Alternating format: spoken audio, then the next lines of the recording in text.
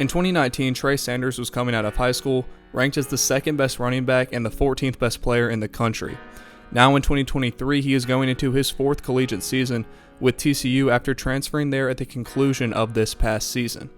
Now, that might sound like a normal college career at first, just knowing those two things, but the events that took place in Trey Sanders' life during the time in between those two things is anything but ordinary. We are talking about an extremely gifted running back who came out of IMG and, like all running backs coming out of high school, was looking to make a name for himself on the college level. Unfortunately, things did not turn out the way that Trey had envisioned them due to uncontrollable events. In this video, we take a look at the life and college journey of Trey Sanders. So let's get into it.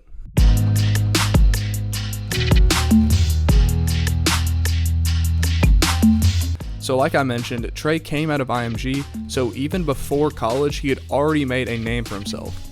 However, once he arrived in Tuscaloosa, the man did not even get to start his freshman year, as prior to the start of the 2019 season, he suffered a broken foot in fall camp, which sidelined him for a year and he was forced to acquire a medical redshirt.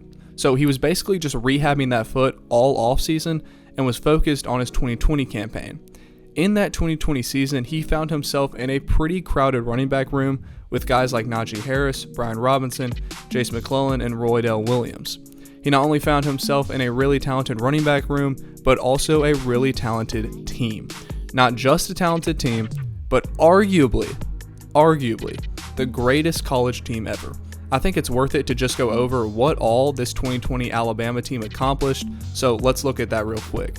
First off, they went undefeated, were SEC champs, and national champs. Now, team success is fantastic, but the personal awards this squad took home is absolutely incredible. Devontae Smith alone took home the Heisman Trophy, won the AP Player of the Year, the Biletnikoff Award, the Walter Camp Player of the Year Award, and the Maxwell Award. Mac Jones won the Davey O'Brien Award, the Johnny Unitas Golden Arm Award, and the Manning Award.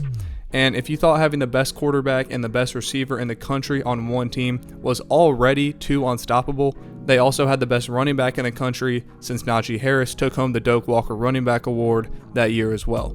Along with that, Landon Dickerson won the Dave Remington Trophy, which goes to the best center in the country, and as you would presume, Nick Saban won Coach of the Year.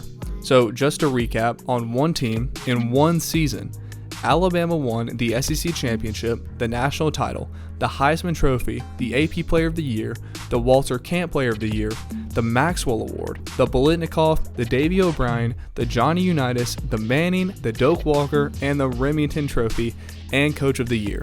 So I know this video is about Trey Sanders, but that amount of greatness is most definitely worth mentioning. Getting back to Trey, in November of that 2020 season, he once again fell victim to injury. But this time it was much worse, as he was unfortunately involved in a very serious car wreck. The wreck left him with a fractured pelvis, internal injuries, and left him in a wheelchair. As you would assume, this was a huge setback for Trey, and not to mention he was just coming off that broken foot. Miraculously, he recovered in time to be able to play in Alabama's season opener against Miami. That 2021 season would end up being Trey's best season of his career thus far. In what was once again a crowded running back room, Trey was able to put up 314 yards on 72 carries and 2 touchdowns, which was second on the team. Another thing that I feel is worth pointing out about that 2021 Alabama team is that the running backs got hit with a major injury bug. At the beginning of the year, they started with 5 running backs on the depth chart, but throughout the season, Jace McClellan, Kamar Wheaton, and Roydell Williams all went down with injury, leaving just Brian Robinson and Trey. So with just Brian Robinson and himself as the only healthy running backs, Trey was able to get a good chunk of carries, or at least more than he normally would have if his teammates were healthy. The next season, he was looking to have a breakout year. Now with 3 college seasons under his belt, Trey was no longer a newcomer and he needed to put up a solid amount of production this season if he wanted to gain any attention. Unfortunately, there was yet another roadblock to Trey's success during that year. Thankfully, it was not an injury, but it was a Georgia Tech transfer named Jahmyr Gibbs. He had transferred to Alabama after the 2021 season, in which he was extremely productive. In the 2021 year, he had 746 rushing yards, 465 receiving yards, and 598 kick return yards. So an all-purpose back coming to Alabama while Trey was already struggling to get reps was not something that would exactly help Trey see more playing time.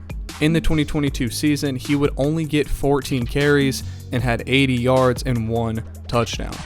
After that season, I think Trey realized that he was just not going to get the number of carries he desired, and frankly, the number of carries he needed to be productive.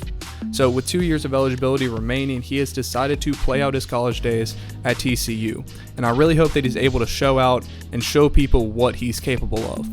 So looking over Trey's career thus far, the one word that comes to my mind at least is setbacks.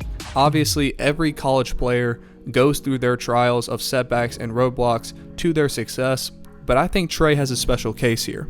I'm not saying it's one of a kind or anything like that, but it's definitely a journey that is out of the ordinary. The man did not even get to start his collegiate career off healthy, and then when he had just come back from that broken foot, he gets T-boned by another driver while in the passenger seat of a car. So essentially the first year and a half of Trey's college career was him just rehabbing, and all the while he's watching his teammates getting the reps that I'm sure he felt he should be getting. I'm sure he was happy for them and felt that they deserved it too, but at the same time, it had to be hard to sit on the sidelines for as long as he did, knowing that the healthy version of him would be able to contribute to the success of his team. The good thing is that his college days are not over, and he still has time to gain NFL attention. I think TCU is a good spot for him, and I really hope to see him excel in this upcoming season. Alright guys, that's going to do it for this video. If you enjoyed it, make sure you like and share the video, as that helps the channel to grow. Besides that, until next time.